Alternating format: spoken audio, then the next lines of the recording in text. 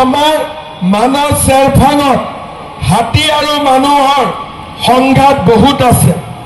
আমাক কাৰ্যকৰ্তাসকলে কৈছে যে চৌৰাং, বৰপথাৰ, লক্ষীজৰা, বিষ্ণুপুৰ, আগ্ৰম এই জায়গাত আমাৰ পানীৰ বহুত সমস্যা হয় নেকি? ঠিক কথা কৈছো নে নাই? তাৰ পিছত ৰাইজে আমাক কৈছে যে ইয়াতে এটা বিষ্ণুপুৰত পুলিচ আউটপোষ্ট লাগে নেকি? তাৰ পিছত ৰাইজে কৈছে যে আমাৰ বিষ্ণুপুৰ আৰু পানবাৰীত আমাক ষ্টেট বেংকৰ ব্ৰাঞ্চ লাগে নেকি? আৰু ৰাইজে মোক কৈছে যে পানবাৰীৰ যিটো হস্পিটাল আছে সেই হস্পিটালটো মডেল হস্পিটাল বনাব লাগে নেকি?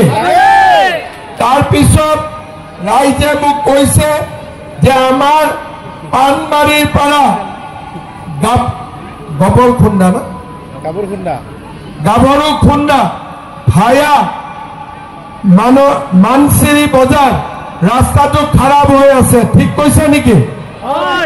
ৰাস্তাটো বেয়া আছে। আৰু ৰাইজে মোক কৈছে যে আমাৰ Panbari girls school, Borpathar ME school, Bishnupur high school, Manashri ME school এইবিলাক প্ৰাদেশিকৰণ হ'ব লাগে।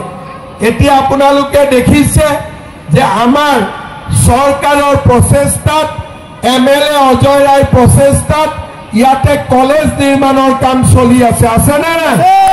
কলেজ আৰম্ভ হৈছে নে নাই? ইয়াতে যদি কলেজ হৈছে তেতিয়াহ'লে এবাৰ আপোনালোকে বিজেপিক ছাপোৰ্ট কৰক, বাকী সকলো সমস্যা আপোনালোকৰ সমাধান হৈ যাব। জিকিব নাই বিজেপি?